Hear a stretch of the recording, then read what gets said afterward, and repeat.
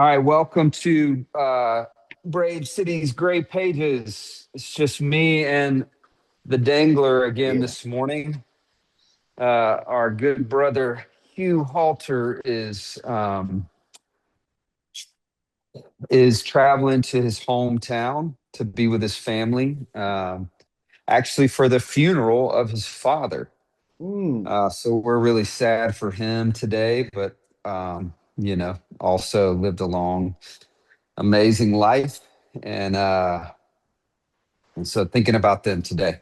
Mm. But we have been reflecting on a lot of things, as you guys can imagine. Our conversations are often all over the place. Um, got some things going on in the McCall family that apply to the Brave Cities journey and vision and dream, um, locally, globally, wherever. And John asked me an interesting question as we began our travels. If as we begin our travels this semester of going to some different cities and working with some different leaders, we are actually taking our kids out of school this semester. They're going to be with us, and they're super excited. They wanted to try it, and we've been doing the public school thing for 6 years, and it's been great. But also, it's kind of that is a system within the world that sort of rules your life. Like, and it's okay. It is what it is. It's not inherently evil, as the Gnostics might say, which is something that John has brought up. But it is a system that I think is ruled in many ways by the powers, and that's kind of what we've been talking about. Is what does that look like to not fall prey to the control of the principalities and powers and the systems that they reign over. I think you can be within the system um, and not be submitted to them. I also think that you can very much be submitted to them, and it's easy to become submitted to them. So that's kind of been my story. Is like recognizing, and we do whatever they say within. If you've listened to any of our podcasts, you know that my family is very involved in our city, in youth sports, in community development, good news wherever we can, and that good news drives us. But it's also driven us to kind of submitting to whatever the system tells us to do. Go here, do this. You can't do this. Pay this much money. Um, don't go on family trips because it's going to be during a time that we have an athletic tournament or we have a after school situation, and you wake up 3, 4, 5 years in and you go, man, we are just slaves to this thing. So John wanted me to share a little bit about that with him. And I was like, hey, just hit record because this applies to Brave Cities, because Brave Cities is sort of centered around the idea of Revelation 18, fallen is Babylon, come out of her lest you take part in her sins. And you can take it from here, man, but you were basically asking, how do we differentiate between certain schools of thought and what would be deemed as even heresies? So, Well, yeah, so I didn't mean to welcome. necessarily. That's so good, man. I love that You setup. didn't mean to. You didn't mean to call me a heretic. Well, I may have, but not in the context of the kids. We These are two conversations that I wanted to have, and maybe we'll see how we can blend them together. But I did want to follow up because you had mentioned to me, I don't know, weeks ago or something, that this is something you guys were puzzling over, and it's a big decision. I mean, you mentioned like a sporting event because in part of this is you guys have been deeply engaged in sports, basketball as part of community building. And so I was like trying to just go, hey, let's follow up. Like, how's it going? How are you guys thinking through these things? I wanted to hear, because I think when you told me it was a brief conversation and it's been like on my mind since, like, oh, I want to hear, I have so many questions. I want to hear more. As you said, like hit record. And then, yeah, I've been pondering like more in the abstract philosophical theological questions. that maybe at some point we can weave in. I'll just name those because you mentioned the Gnostic thing here. I was just puzzling over the like Gnostic mythology, which for listeners, we might have to flesh out if we really dig into that. Or like Flesh it out. Flesh it out. you want to just do that? Yeah. Yeah. So, okay. So Gnosticism was considered a heresy, is considered a heresy. We knew mainly about it through its opponents because it had really been pushed underground. But in the earliest Christianity, it wasn't like a monolith. There was a lot of diversity among the early Christians, groups of like you had the kind of more Jewish Christians, and then like the Gentile Christians. But then you have these different like sects that pop up, and the Gnostics were a group. It's kind of a way of being, but there's Christian really took up Gnosticism, which is like a heavily dualistic worldview. We learned a lot more about that worldview when we found in 46 or 8 in the 40s, they discovered what was called the Nag Hammadi Library, and it was a collection of books that had the Gnostic text. They were written mostly in Coptic. It's a very Egyptian kind of influenced cosmology. But the very brief version of this, if you're familiar with like Plato and the world of like the forms or the eidos, there's like the abstract concept, let's say, of table, and then we have the iteration of table. So there's like this is a shadow of the true, the thing that we're experiencing is physical.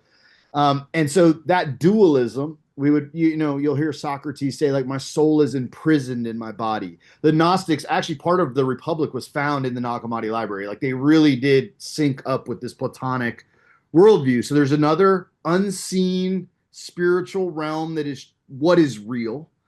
And then there's this mess. And so when the Gnostic Christians would start to reread, to take that concept and read through, say, the Old Testament, they would go, hey, this God the God of the Old Testament is a jealous, selfish, ignorant demiurge. He is the creator of this terrible world, Mhm. but he's a fool.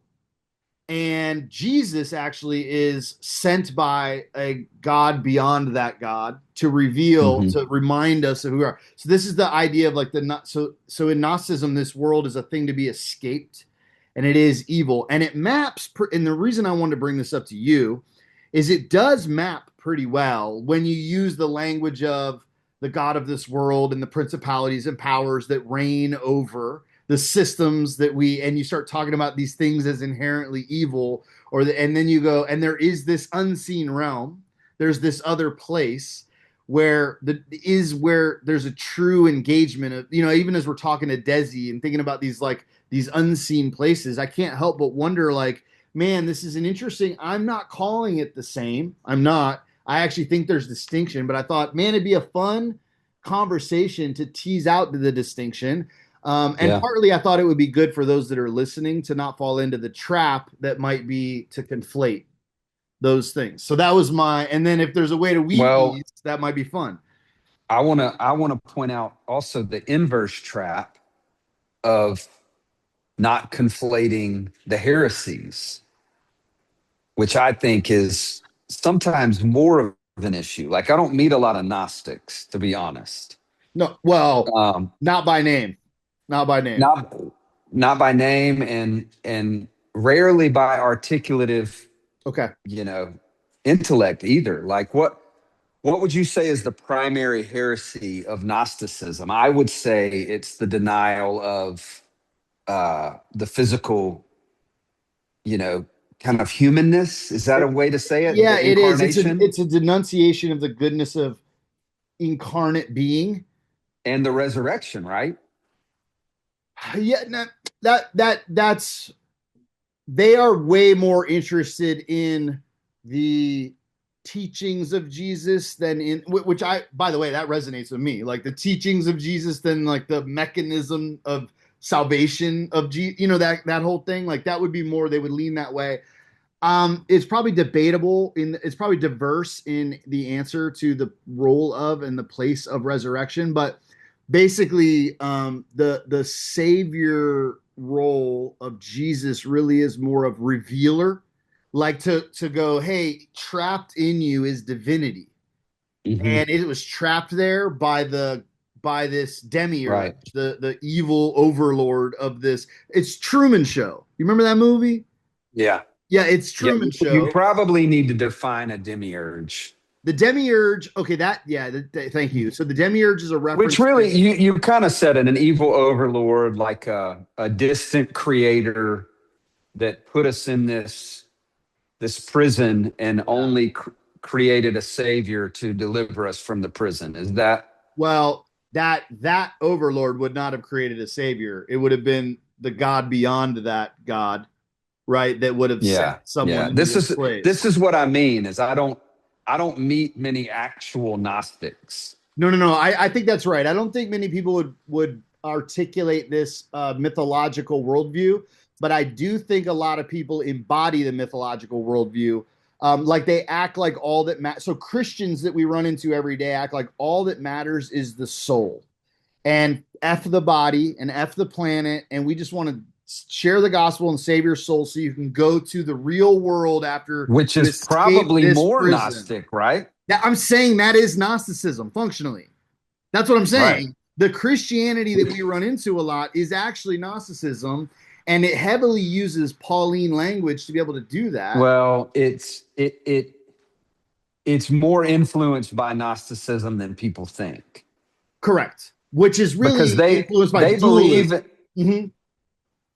the Christianity that we run into today believes in the resurrected Christ and the incarnate Christ. Embodied. I That's right. I think what I'm saying is I've just found there's two kind of bullet points I want to make. One is that every heresy started in the pursuit of a truth that was taken too far. Yep. So we could riff on that for a while, but to live in fear of heresy to me is sort of cowardly. Oh, I Is agree. like Yeah. it's like, bro, who cares? Like, go after truth, have a convicted heart and convicted spirit, surround yourself with wisdom. I could tell you some funny stories, man. I'll never forget this one story where I was young. I was probably in my mid 20s, and I was really questioning the egalitarian and complementarian doctrine, which I Mm-hmm. think both, are again uh, kind of dogmatic approaches to what we want to see function in the body of Christ. I wouldn't place myself in either of those camps, but rather I was just like confused. Like, why are we not empowering our sisters more? Mm-hmm. Like they have some, and I found myself. It was when I met this older woman named Rachel Martin, who was living among the poorest of the poor in downtown Birmingham, and I found myself in awe of her, like wanting to be around her all the time. And Mm-hmm. I would just walk the streets with her and ask her question after question after question. I had just finished 7 years of theological training.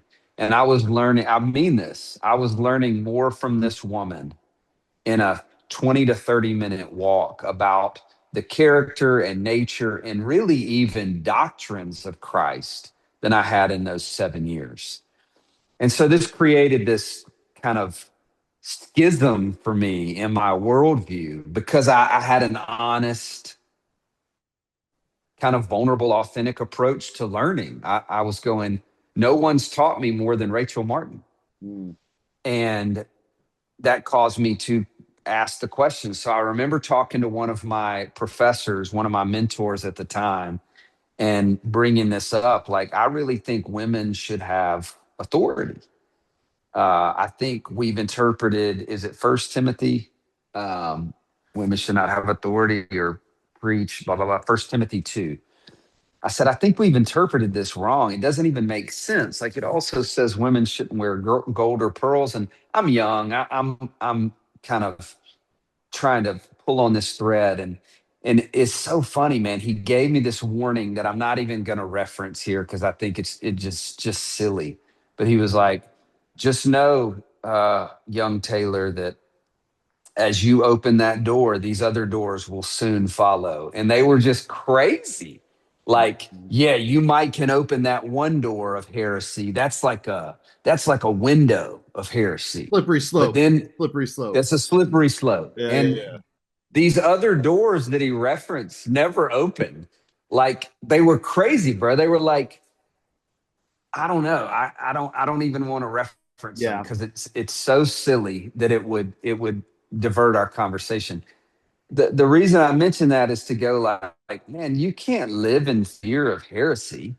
You pursue truth. And that's what I mean by everyone's got a little Gnostic in them. Everyone's got a little what's another heresy? And I don't know. Whatever. I don't want to throw them out there right now. Um and then I'll end with this. The other one uh is how well that's just it. Okay, that's what I wanted to say is without Christ as the all kind of centering not just idea but figure, person, manifestation, incarnation of our worship. Even the kingdom can become a heresy. So we always say Christ is not, the good news is not just Jesus, the good news is the kingdom. But Jesus must be the king of the kingdom. Mm-hmm. And once Jesus stops being the king, to me, that's all heresy is.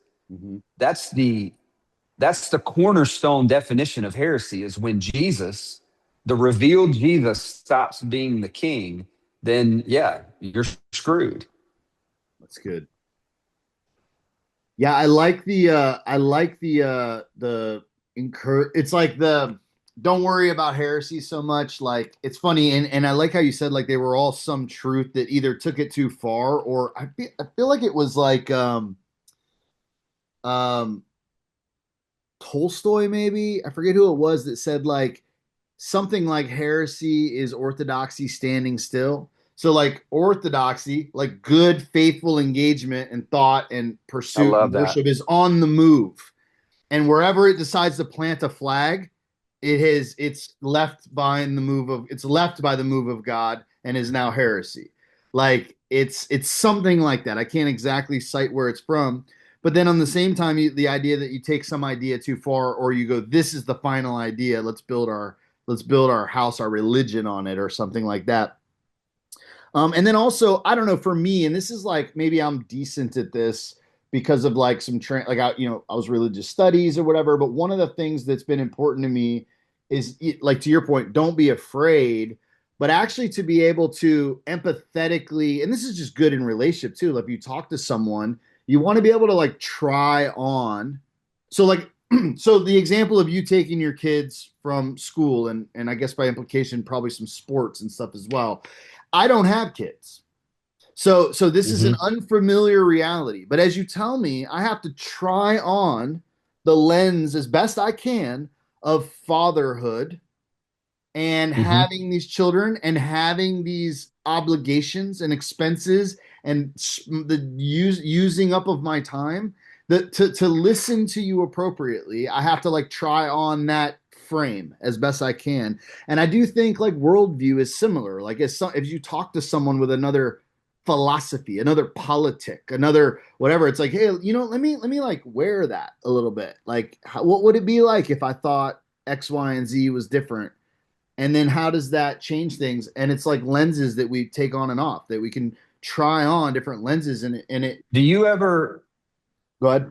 do you ever like find yourself practicing your faith or um just I'm trying to ask this in a way that is not loaded. Okay. Like you sometimes find yourself within the context of the traditional church system, I do. right? I do often. Yeah. What keeps you from being stifled or governed by that? Man, it's funny. I've been thinking about this specifically. Would you go on full-time staff with one and be like under a boss and all that kind of stuff? No. Why not? I had dinner with a Lutheran minister the other night who has recently joined a Lutheran Franciscan order. and I'm so intrigued. You know, I'm love Franciscan spirituality. I'm jealous of what he's doing. I'm like, man, I want to be in a monastic community. I'm like, tell me more. And he, you know, but there is like this vow of obedience that you come under the Lutheran kind of governance structure or whatever. And it's funny, like I struggle with this because the short answer to what you're asking is, I would say that the like line that comes to mind is Jesus is Lord and you're not, and that settles it. Like no one else is, right? So like I did work at a church one time. It was a PCUSA church. I was a youth pastor. I probably shared this with you before, but like Hmm. I brought in a bunch of kids. I did really well with outreach and brought in all these kids that were unchurched and never. And then a lot of them came to faith and they were like, "Hey, we want to get baptized and follow Jesus." And so I was like, "Cool." And I scheduled a beach day to go baptize all the kids. And then this pastor grabbed me and he's like, "You're not allowed to do that. They have to be baptized by elders in this church on a Sunday morning. And oh, by the way, these kids have been really mistreated by those exact same people for having blue hair and chain wallets and stuff."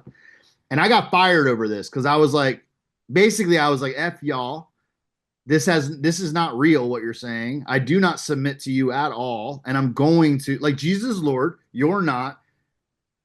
This young disciple wants to be baptized. Like, what are you talking about? Like, you why are you even I'm not having this conversation with you. I lost that job over this. Um because I'm not submitted. Of course you did. Yeah. But that to answer your question, and but I do struggle with this because I do think this is a primary product of the Reformation, which is like in why denominations fracture to the individual, is that you come to a place where it's like it's really just me and my relationship with God and my surrender to Jesus, and I do think there's some threat in that, right? So it's like then now are you not surrendered to or submitted to any community in covenant with any community? And I do think that's like the danger of, like you said, a heresy is like a truth gone too far, right? So there's this way in which Okay. it's like a community is submitted to the same Lord Hmm. rather than a institutional structure. Hopefully, yeah, this gave you plenty to wrestle with. Well, so this is kind of the conversation today, and this is a tough conversation. Mm-hmm. I don't actually think we could even scratch the surface of this on multiple It could podcasts. be all of season 4, right? Yeah, yeah, Yeah, yeah. I think anybody that has ears to hear, anybody that's been kind of smelling the same flower, which I'll say this publicly, I actually think are very few, which makes us sound even more Gnostic. And And we're arrogant not. and We're pretentious and yeah. I'm saying that yeah, I'm saying that vulnerably, like from a place of loneliness, lonely not of road, of, lonely of road, brother. arrogance, Yeah, yeah, yeah. of like, hey, we really want you to understand the thing we're after is the kingdom. That's it. Mm-hmm. Like we're not after being right or No, discovering some unique, novel truth. The thing that we're after is we believe that the Bible says, or we believe that wise historical figures, mainly Jesus at the helm, have revealed to us that, and has revealed to us that there are two worlds at play. One is a world system. So this is a big difference between Gnosticism and kingdom theology. Is one is not a physical thing. Like the Gnostics, I think, again, I'm trying to pull up from deep back in the I know, I library, know. Yeah, but they had this kind of dichotomy of physical and spiritual. yep, For us, it's all spiritual. There's no evil to the physical. There's evil, and I would actually apply that to humans. I'm tired of humans calling other humans evil.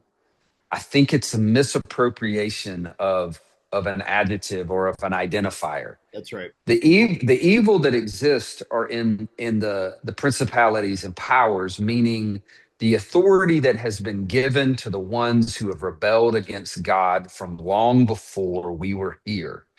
And they build and guide and influence in a way to separate God's beloved, his children, his image bearers from him. Are you looking down or are you frozen? I'm just Nope, I checking. was just Okay. looking down at something. Yep. Yep.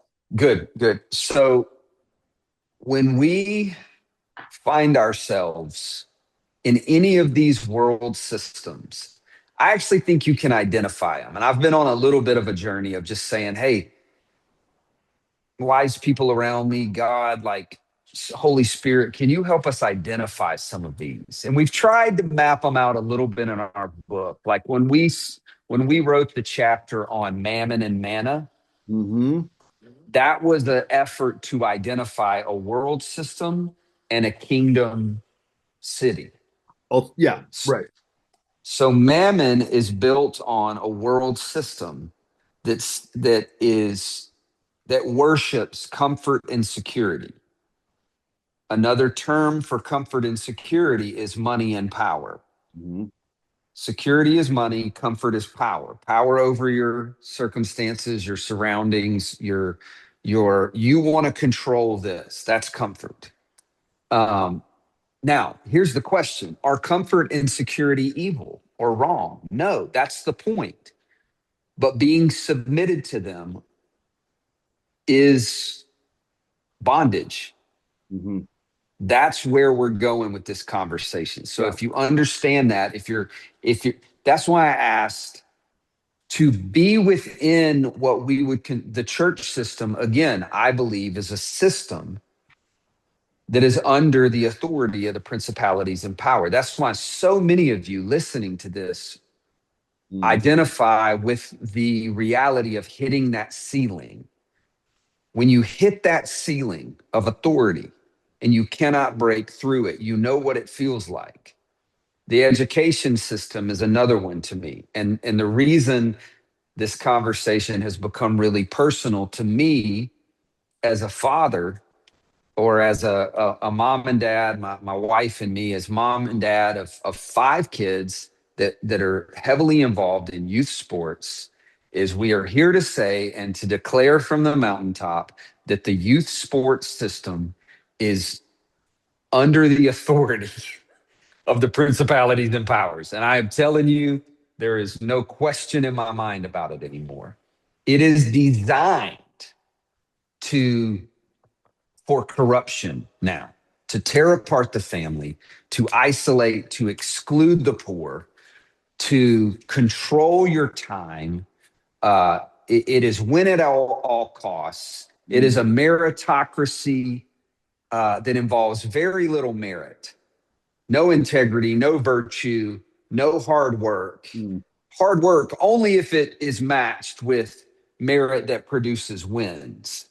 And if those wins come about through uh, corruption or deception or illegalities of any sort, we go, well, that's fine because By any means we necessary. won.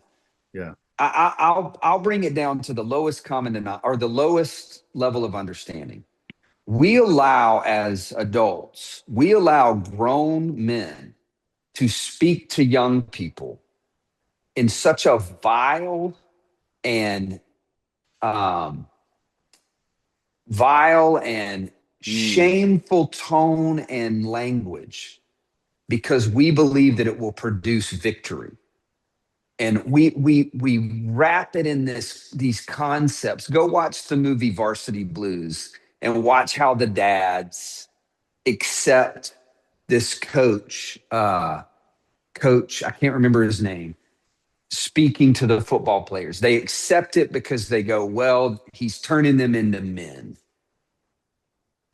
This is when you can identify a ceiling of authority that's been put over a system where we happily Mm. and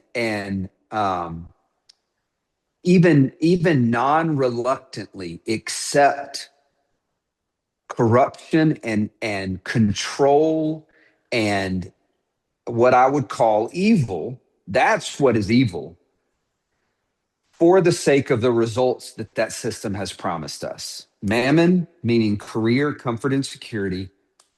Uh, the education system, meaning a secure future and falling within the lines of the pathway that our culture has promised us. Mm. The youth sports system, for me personally, this is very personal to me. It's got to be the worst. It promises of just nonsense. Um, and then the one that I have been most passionate about, and I think the one that has maybe caused more harm in the movement of the kingdom of all of them, the church system, Yep. which is so this is the difference to me. The significant difference between Gnosticism and kingdom theology is we're talking about a system that is ruled by powers. The Bible calls it the world system. Another term for it is Babylon. You've heard us talk about it for years now, is to come out of her lest you take part in her sins. What we're saying is be free. You are free. I want to, can I play with that? So when you said like, because you're like, I get bothered when people like attach evil to a person. It's a misuse of that. And then you walked up through this, like, well done, by the way. I could feel like I could feel that deeply, like as in like a real visceral existential current wrestling with a principality in that space. And then you're like, and this is what evil is as it reigns over and destroys the lives of these communities and these kids and these families and over this promise of victory and whatever. And then I thought, interesting to clarify, and I don't need you to like, I'm just saying like, I know that you're saying the power that reigns over that is evil. And while that might come out of the mouth of an individual that is in the place of power in that system, at some level it is like a power speaking through them, like the way we would talk about a possession, like the system is controlling the incumbent in the seat, right? So this is to differentiate, to go, that's not it. Our battle's not against flesh and blood but principalities and powers. That poor guy that is saying these horrific things is actually enslaved to this power, right? To clarify. Okay, so then to take the Gnostic myth That's again, what I'm saying. Yeah. I know. And now what I want to do is to differentiate and go, because in the context of what I would say is a biblical view of this principality and power, this two world system, is that it is on earth as it is in heaven, so above, as above, so below. Your kingdom come, your will be done here on earth as it is in heaven. So it's a spiritual warfare, a battle, right? But it's embodied reality here and now. So in a Gnostic world, it's like, well, we're gonna go. It's to disembody, to disengage, to leave this behind, right? As opposed to go, there is a war in the heavens and it plays out on earth, and that's why our work is, even the vision of the kingdom is concrete reality. It is to rebuild the streets, these streets. It is the to walk. It is Right. the New Jerusalem descends onto the planet. So in that lens, and I wanted to name this, it's the opposite of Gnosticism. It is The a, opposite. but it sounds like it. If you're Yeah, for sure. if you're not, you can go, oh, I hear this, which is why I thought it was important for us to name that, because even as I listen to me talk sometimes, I think, man, it's hard to, I have to like make footnotes You if I'm want me to, not you want me to give you careful. a you want me to give you an interesting Yeah, comparison yeah, there? yeah, All right. So you were a part of the origin of the Tampa Underground, yeah, correct? yeah, And when all of you guys stepped out of whatever it is you stepped out of and you started kind of going down this road, what was one of the things, and this is just whatever, sure. um, and I can you can think of our story as well in Birmingham because we kind of collided. You guys had been going for about 4 years, and then we collided in like the early 2010s. Mm-hmm. what was one of the things that a lot of people within the kind of Christian context referred to our two movements as? Do you remember? Or not do you remember, but do you have a memory of like what we were called? I mean, Negatives.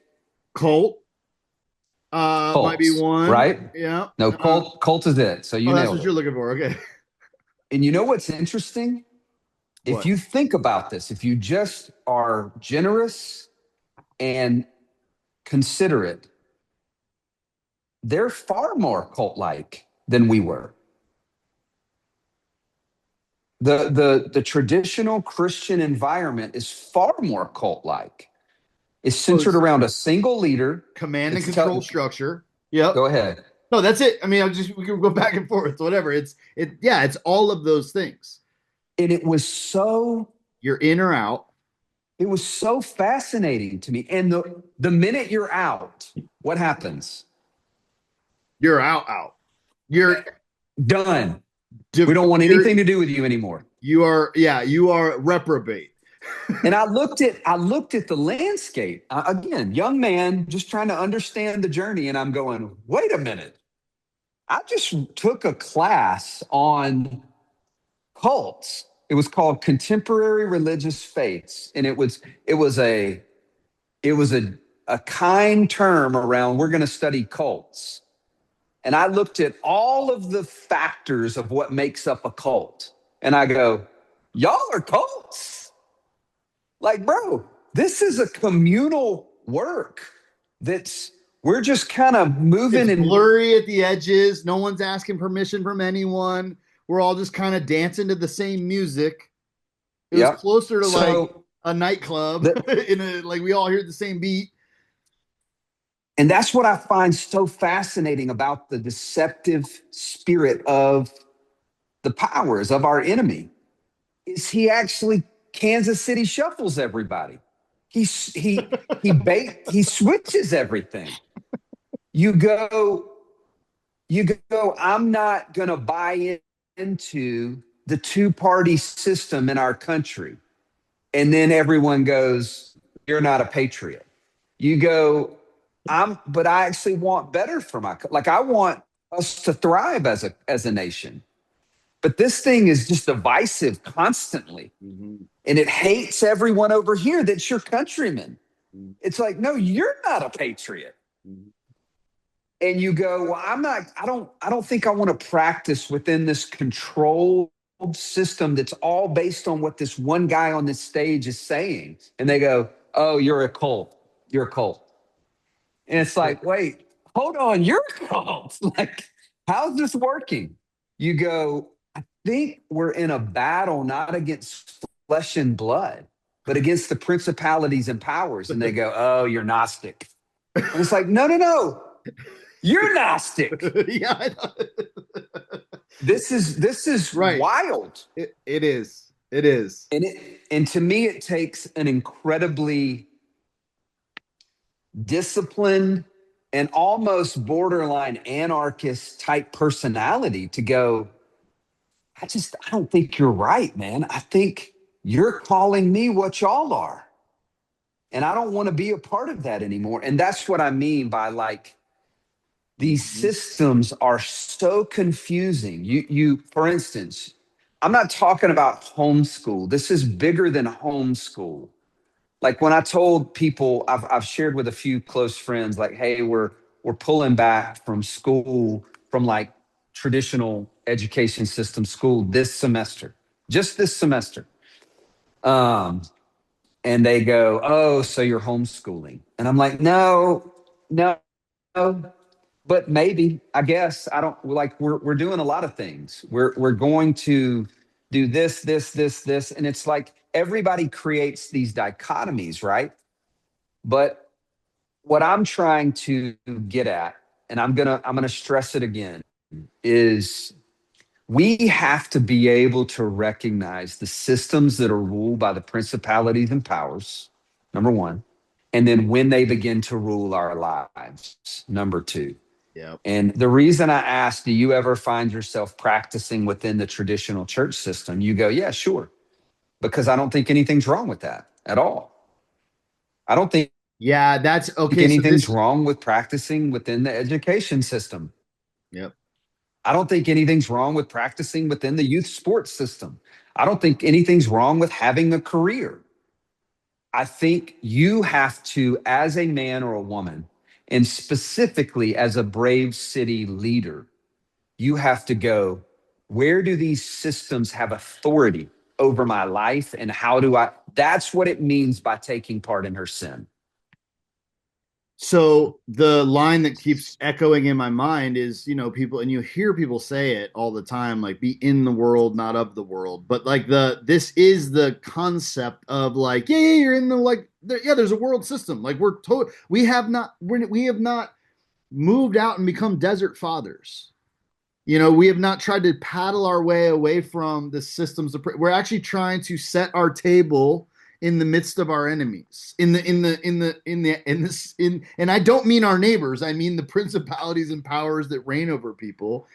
But we're gonna not conform to the patterns of this world system, but be transformed by a renewing of our hearts and our minds and our souls to transcend it so that it's like, oh yeah, I can sit.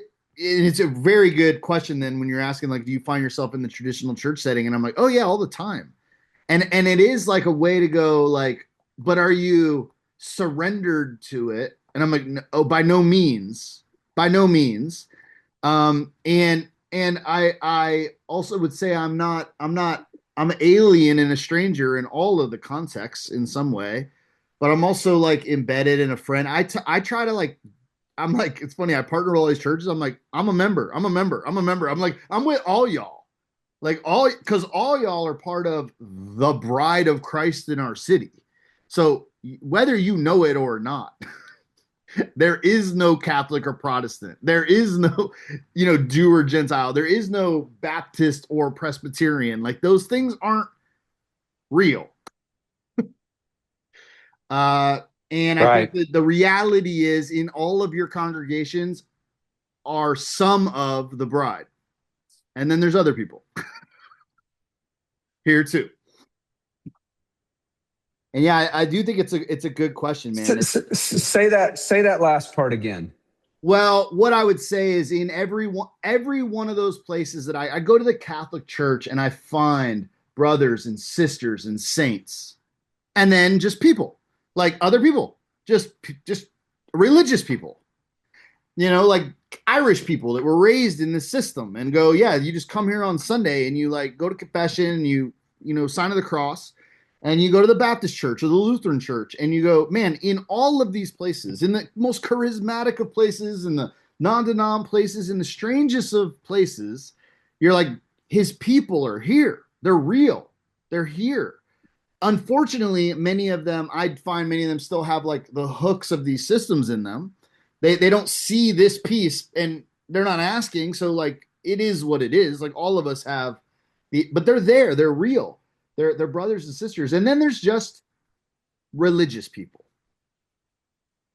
And that is Yeah. some large percentage of all of the places. And I love, by the way, we've never really got into this. One day I want to, but I'll need you to read something first. But like Dietrich Bonhoeffer's concept from Letters and Papers of Prison of religionless Christianity. And there's this like he was actually working on this book that he never got to write because he was killed. And this concept though I've puzzled over to go like how we have like we live in a mythological frame in a kingdom devoted in a world devoted to the kingdom of God with Jesus at the center of everything that we do and the cities that we build, but also to break free of the traps of and the trappings of religion and cult. You know, Yeah. I, I love all that. I think the one thing, if I heard you right, I would go back and challenge or at least push back on a little bit is um,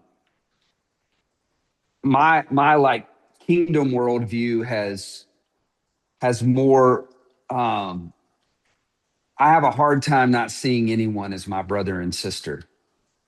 I Uh, fair. No, that's a pro. I actually agree with you, but I don't know how I'm using a common language to describe like uh Maybe kindred spirit, kindred spirit, kingdom people, like I guess like yeah, not yeah, that's because fair. That's a very you have fair your pushback because it you have your applies in and kindred out. spirit. Yeah, yeah, Go it ahead. applies in and out. No, no, this is fair, and I don't know. It's kindred spirit, and but the kindred being kingdom, like in some embodied, articulated sense. And I do think maybe if it's almost like if I traveled and you drop me in, Italy, I don't know, some unfamiliar land with an unfamiliar language, I would be like, oh, I don't know these people. I don't know how to interact with these people. These are not my people. So yeah, I think kindred. I think I love this pushback actually because you're right. I'm using everyday language and it's clunky, and therefore, like I want to do better because I think you knew what I meant, but it's also I think it's wrong. I actually agree with you. I think that's a good pushback. I don't know how to say it though because I do mean something there. Yeah, I don't know I what that was. is. Yeah, so I think of brothers and sisters in categories. I think of them as kindred spirits, which is rare, and I'm Deep. always Yeah. I'm always questioning. I'm always like, am I the problem? Like, am I the reason it's rare? Is Yeah, it me my too. fault? Me too. I That's probably why think we love each other. Yeah, it's like it's just I us. yeah, I think another category is they're just confused about their birthright. So maybe confused. Mhm. Like they don't understand their authority within this family. They don't understand what they have access to. So I don't know the identifier of that. We'll just say confused. I think the third category is prodigal. That brother I miss, that brother and sister I miss. I want them back. Just as the father waits for them, I wait for them. Uh, um, I long for them to be back. And then I see a category of fully rejecting their birthright. And if there is an idea of hell, that's to me what hell is the one who has fully rejected their birthright and they choose to live. That's why I think it was Keller, it might have been Lewis. I don't know who like repeated who, but someone said it's either I think Tim Keller said hell is a door locked from the inside. And I like that. I like that descriptor because anyway, I just wanted to point out that brother sister No, thing. I really appreciate that pushback. By the way, I have to do this every time prodigal comes up because we use prodigal as like the one that went away, is like went to the distant land, because of the story of the son that went away, and we call that the prodigal son. Do you know what that word means? Prodigal. No, tell me. It means wasteful. So if you just spend all your money, you're prodigal. Like if you're that's like just technically the word. Anyway, it's not how we use it, but similar to the way I was using brothers and sisters in a way that maybe means kindred spirit in that way. But I think I was extending it beyond kindred, to like kingdom or facing the center. Maybe is how I would say that. Like if you picture like a well, and then there's like us that are drinking from the well and living our lives really close to the well, and then you have like people facing the well. They might be further from it, but walking toward it or facing it rather than like on their way elsewhere or to have turned their back on it or something like that. And I don't know. Yeah, I actually like this because we don't need the ability to um, we don't need the ability to differentiate. Although you know what, the language of captive and exile is coming to mind, because of the use of principalities and powers, right? So that coach in that youth athletics program that is spitting venom at vulnerable young people, um, is to your point is a brother. but is an adversary in function to the place of the kingdom here, right? Is adversarial Yep. in the grip. Okay, so what do we? So then I think that's a captive that needs liberated, a brother that is captive to a spirit, and then maybe exile or liberated exiles or something like that. Like we're I don't know the word. I don't know. Exile is still elsewhere. I'm misusing that word. Anyway, this is interesting. I don't have the language exactly right. I guess this is how we've come to language though. Um, but I think Oh yeah, we're we just talk it close out. to the same page. Yeah. Yeah, we dig into it, and I, I I love this conversation. I'm reading all about different worldviews as we're talking because I'm just like, man, this has to be it. Like this has to be what Jesus came to show us. The treasure in the field is the kingdom. Mm-hmm. And selling everything you own is being willing to remove yourself from any system or environment of authority that is not him. Mm-hmm. And he can have authority in any, like that's the thing, any world system. But you got to think about it this way. Blasphemy, if there is a definition of blasphemy, it's just simply the rejection of the Holy Spirit. So it has to be the unforgivable sin because it's the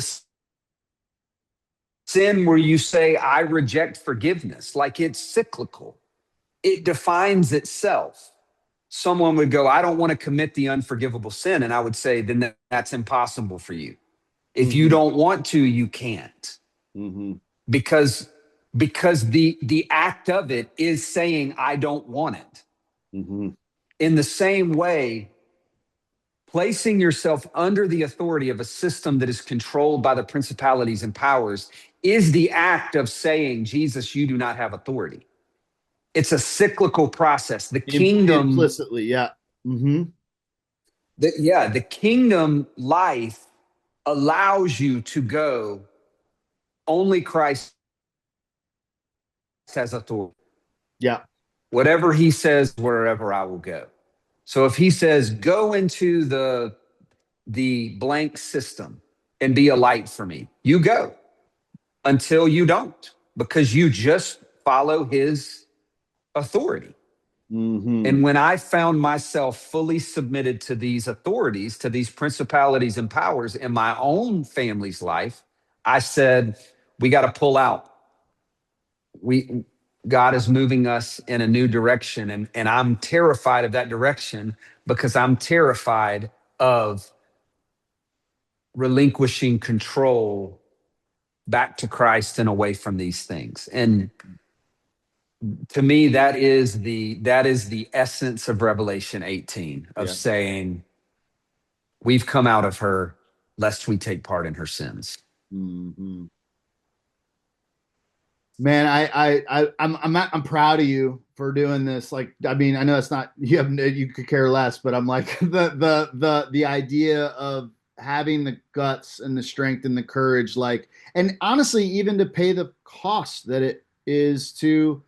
There's a lot of there even in those things, and I mean, we've talked so often. I know how much these your kids were and by the way, I would actually like you to maybe share a little bit of how your kids are thinking through this because they're people, right? And they've got autonomy and opinion, I'm sure, in how all this is playing out, but they loved these games, right? Maybe had friends in these schools. Like there is cost in all of this. Like how has that conversation gone internally? Like you go, we pulled them out, but did you invite them out? Did you yank them out? You know what I mean? Like that, those images are, not to say one is good and one is bad. I'm just asking like about that story because this is a unique and powerful thing to have to do within your family and then within your context, within your place.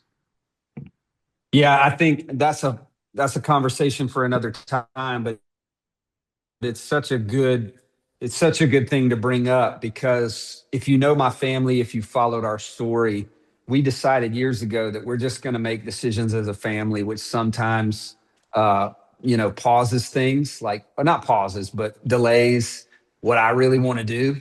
And the reality is, with every major life decision we've made over the past 10 years, it's just been like, what do we think? Do we pray? We usually get our youngest daughter to pray because we always think God listens to her more than the rest of us.